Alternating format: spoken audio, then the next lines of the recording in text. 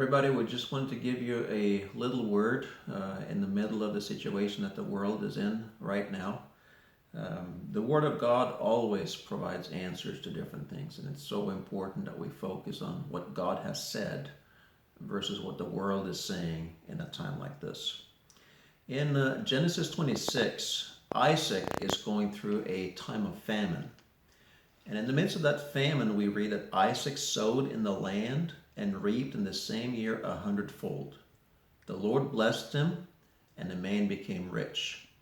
Whenever there are challenges, whenever there are problems, there are always opportunities in the middle of challenges and problems. And it's very important to find those opportunities. Now, many have preached about Isaac sowing in this year. Isaac did not give to the church. He didn't give to a priest. He didn't give to Melchizedek. In fact, he didn't even give to God. What Isaac did was he sowed into his own field. Today, we would liken this to investing into his own business. The Lord saw that Isaac wasn't afraid when there were hardships around, but he continued to expand, continued to do something, and the Lord saw that, and he blessed him. Yes, it's also biblical to give to the church during times of hardship. The poor woman at the temple that Jesus said at the offering bucket, she gave the only 2 coins that she had, and Jesus commended her for that.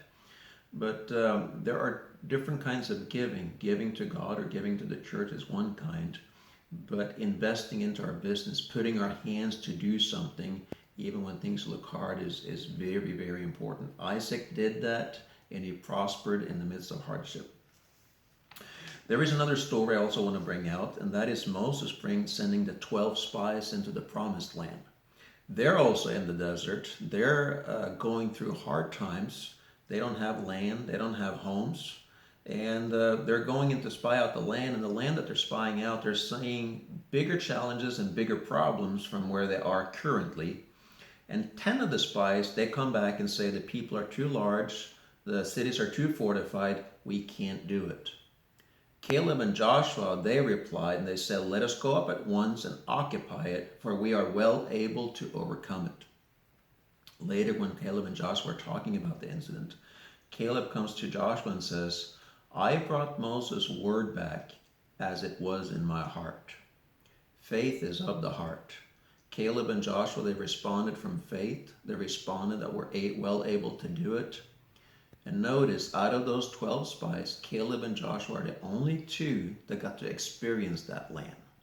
The other ones, they only focused on the problems and the difficulties, and they got what they focused on.